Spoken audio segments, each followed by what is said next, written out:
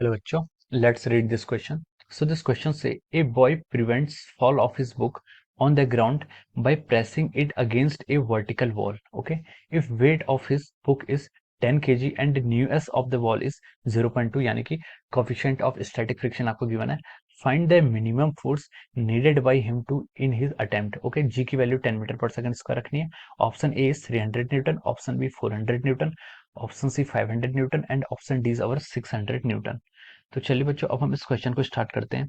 तो देखिए बच्चों, इस क्वेश्चन का जो आपका की कॉन्सेप्ट होगा, इस क्वेश्चन का की कॉन्सेप्ट आप लिख सकते हैं. देखिए यहाँ पर हमें बोला है कि find the minimum force needed by him in his attempt. ठीक है, तो देखिए जो आपका, इसको हम पहले यहाँ पर ड्रॉ करते हैं. ठीक है, ये आपका क्या वर्टिकल वॉल है, this is our vertical wall. ठीक है, ये हमारी क्या वर्टिकल वॉल है और हमें क्या करना है, यहाँ पर एक बुक है, मान लीजिए दिस इज अवर बुक. ठीक है, ये आपकी क्या बुक है. तो उसने बोला है कि a boy prevent fall of his book. ठीक है, इस बुक को, उसके गिरने को उसको प्रिवेंट करना है. If the weight of his book is 10 kg. ठीक है, अगर देखिए उसका वेट 10 kg तो उस पर क्या लगेगा, एक डाउनवर्ड डायरेक्शन में फोर्स लगेगा. This is the force into gravity. ठीक है, ये आपका ऑलवेज लगता है 10 kg आपका, सॉरी 10 g आपका क्या हो जाएगा, डाउनवर्ड डायरेक्शन में फोर्स ऑफ ग्रेविटी हो जाएगा. ठीक है, अब इसने क्वेश्चन में देखिए हमें इसको यहाँ पर न्यू एस की वैल्यू दी है, यानी कि कोएफिशिएंट ऑफ स्टैटिक फ्रिक्शन 0.2 हमें क्वेश्चन में गिवन है. ओके, अब हमसे पूछा गया कि find the minimum force needed by him in his attempt. ठीक है, तो देखिए अगर आप कोई ऑब्जेक्ट को, अगर आपके पास कोई बुक है, अगर आप उसको ऐसे दीवार में वर्टिकली अलाइन कर देते हैं तो ऑब्वियस सा वो क्या करेगा, डाउनवर्ड डायरेक्शन में मूव कर जाएगा, यानी कि वो नीचे गिर जाएगा. क्यों गिर जाएगा, क्योंकि देखिए उस पर एक फोर्स लग रहा है आपका 10 g in the downward direction. ठीक है, और उस पर कोई फोर्स नहीं लगेगा उस वक्त. ठीक है, तो हम उसके मोशन को देखिए, उसका मोशन कैसे अप्रोच किया जा सकता है, यानी कि उसके फॉल को हम कैसे प्रिवेंट कर सकते हैं. उसके फॉल को हम तब प्रिवेंट कर सकते हैं जब हम 10 g के अपोजिट डायरेक्शन में कोई और फोर्स लगाएं. 10 जी के अपोजिट डायरेक्शन में कोई और फोर्स लगाए. 10 जी के अपोजिट डायरेक्शन में कौन सा फोर्स लग सकता है, देखिए यहाँ पर क्या लग सकता है, आपका फ्रिक्शनल फोर्स लग सकता है. क्योंकि उसने बोला है कि जो सरफेस है, ये वॉल है, ये स्मूथ नहीं है. ठीक है, यहाँ पर उसने कोएफिशिएंट ऑफ स्टैटिक फ्रिक्शन दिया हुआ है और उसने बोला है कि बॉय क्या कर रहा है, बॉय क्या कर रहा है, प्रिवेंट कर रहा है उसको, pressing it against A vertical wall. ठीक है, उस पर क्या कर रहा है, फोर्स लगा रहा है. तो बॉय क्या लगा रहा है, देखिए इस डायरेक्शन पर एक फोर्स लगा रहा है, this force is called our F. ठीक है, ये फोर्स कितना हो जाएगा आपका, एफ के इक्वल हो जाएगा. बॉय क्या लगा रहा है, इस डायरेक्शन पर उस पर फोर्स लगा रहा है. ठीक है, अब देखिए बॉय इस पर इस डायरेक्शन में फोर्स लगा रहा है, बॉय इस डायरेक्शन में फोर्स लगाएगा, लेकिन जो वॉल है इस बुक के मोशन को क्या करेगी, अपोज करेगी. ये जो वॉल है ये इस बुक के मोशन को अलोंग एक्स डायरेक्शन, यानी कि देखिए आपका ये एक्स एक्सिस है, ये आपका वाई एक्सिस है.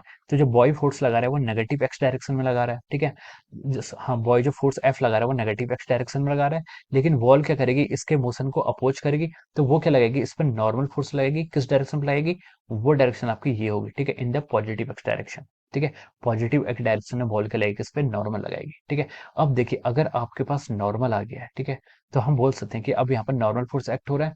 नॉर्मल फोर्स एक्ट हो रहा है, इसका मतलब क्या हो गया, देखिए अब इस डायरेक्शन पे आप क्या कर सकते हैं, एक फ्रिक्शनल फोर्स एक्ट कर सकते हैं. ठीक है, फ्रिक्शनल फोर्स क्या होता है आपका, देखिए फ्रिक्शनल फोर्स की वैल्यू होती है आपकी F should be less than और equal to our mu S N. ठीक है, this is our coefficient of static, sorry this is our static friction. ये क्या होता है आपका, स्टैटिक फ्रिक्शन होता है. उसने बोला कि मिनिमम फोर्स बताना हमें, तो मिनिमम फोर्स के लिए हम एफ की वैल्यू को न्यू एस एन के, एफ की वैल्यू को हम न्यू एस एन के इक्वल रख सकते हैं. ठीक है, अब देखिए यहाँ पर स्टैटिक फ्रिक्शन कितना लगेगा, स्टैटिक फ्रिक्शन की वैल्यू क्या होती है आपकी, स्टैटिक फ्रिक्शन की जो आपकी वैल्यू होती है वो होती है न्यू एस एन. ठीक है, न्यू एस एन कितना है आपका, mu S N into N. ठीक है, मिनिमम के लिए हम यहाँ पर फाइंड आउट कर रहे हैं. ठीक है, मिनिमम के लिए इसलिए बोल रहे हैं ना हम, देखिए क्योंकि जितना ज्यादा आप फोर्स लगाएंगे, देखिए यहाँ पर जो आपका एन है वो आपका एफ के इक्वल आ रहा है.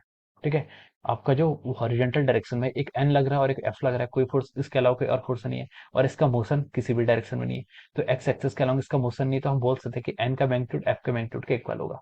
हमसे क्वेश्चन में क्या बोला कि मिनिमम फोर्स, तो एफ की मिनिमम वैल्यू होने का मतलब है कि एन की वैल्यू भी आपकी क्या होनी चाहिए, मिनिमम होनी चाहिए. ठीक है, एन की वैल्यू भी क्या होनी चाहिए, एन मिनिमम होनी चाहिए.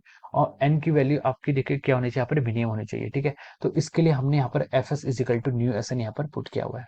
ठीक है, हमने क्या पुट किया हुआ है, F S is equal to mu S N put किया हुआ है. यहाँ से हम क्या लगाएंगे, देखिए स्टैटिक फ्रिक्शन को फाइंड आउट करते हैं, तो एफ एस कितना हो जाएगा आपका, mu S into N. Mu S की वैल्यू आपको क्वेश्चन में कितनी गिवन है, 0.2 इंटू एन. एन क्या है आपका, नॉर्मल फोर्स. नॉर्मल फोर्स कितना लग रहा है, देखिए यहाँ पर आप नॉर्मल फोर्स, आप नॉर्मल फोर्स कितना लग रहा है, नॉर्मल फोर्स आपको यहाँ पर एफ के इक्वल लग रहा है. किसके इक्वल लग रहा है, एन और एफ. यहाँ पर से इस इक्वेशन से आप बता सकते हैं एन और एफ के एक दूसरे के इक्वल है. ठीक है, ये आपने यहाँ पर एफ लिख लिया ऐसे, इज इट ओके. ठीक है, ये हमारा क्या हो जाएगा, यहाँ से इक्वल हो जाएगा. अब देखिए ये फ्रिक्शन फोर्स क्या लग रहा है, ऐसे आपकी अपवर्ड डायरेक्शन में लग रहा है, this friction force is acting in this direction. ठीक है, फ्रिक्शन फोर्स आपका इस डायरेक्शन में लग रहा है. ठीक है, और एम जी आपका इस डायरेक्शन में लग रहा है. तो देखिए एक्स जो आपका वाई एक्सिस के अलॉन्ग, ये दोनों फोर्सेस लग रहे हैं, ठीक है। लेकिन नेट डिस्प्लेसमेंट कितना है, जीरो है, कोई प्रकार का कोई डिस्प्लेसमेंट नहीं हो रहा है, ये नहीं कि ये दोनों क्या रेस्ट पर है, टोटल फोर्स जीरो हो रहा है। तो टोटल फोर्स जीरो हो रहा है, तो हम ये बोल सकते हैं कि देखिए along plus along y direction, ठीक है, वाई एक्सिस के अलॉन्ग हम यहाँ पर क्या देख रहे हैं, इसके एक्सेलरेशन या फिर फोर्स को देख रहे हैं, नेट फोर्स आपका जीरो आ रहा है, इसका मतलब आपका friction force should be equal to over 10 g. Friction force आपका कितना होना चाहिए, 10 जी के इक्वल होना चाहिए, ठीक है। ये आपकी देखिए इक्वेशन 1 थी, ये इक्वेशन आपकी इक्वेशन 2 है, ठीक है। ये इक्वेशन कहाँ से आई थी आपकी, ये इक्वेशन आई थी आपकी अलोंग एक्स एक्सिस, ठीक है। आपने जब एक्स एक्सिस के अलोंग मोशन को क्या किया था, न्यूटन्स लॉ लगाई थी, तब आपकी एक्स एक्सिस के अलोंग ये आई थी और आपकी वाई एक्सिस के अलोंग इक्वेशन 2 आ गई है। अब इन दोनों को आप इक्वल कर लीजिए, तो हम लिख सकते हैं कि एफ एस को इज इक्वल टू 10 जी लिख सकते हैं, इज इक्वल टू 0.2 इंटू और आवर एफ, ठीक है। अब देखिए जी की वैल्यू क्वेश्चन में उसने बोला है कि कितनी 100 लेनी है, तो ये हो जाएगा 100 divide by 0.2 is equal to your F, ठीक है। तो यहाँ से एफ की जो वैल्यू आएगी, एफ की वैल्यू कितनी आएगी देखिए, 1000 डिवाइड बाई 2 हो जाएगा, ये हो जाएगा आपका 500 न्यूटन, ठीक है। तो this will be the our minimum value of force which which be applied by the man, ठीक है। ये क्या होता है, आपका मिनिमम वैल्यू ऑफ फोर्स होगी जो उस मैन को क्या करना है, अप्लाइड करना है, so that the book will be at rest in the vertical wall, ठीक है। तो ये आपका 500 न्यूटन का हो जाएगा, इसका राइट आंसर हो जाएगा, ठीक है। ये आपका ऑप्शन सी में गिवन है, so we can write down that option C is the correct answer. क्या लिख सकते हैं हम यहाँ पर, option C is correct, option C आपका करेक्ट आंसर होगा इस क्वेश्चन का, okay. So this is how we have solve this question. So I hope you all understood this concept. All the best and thank you so much.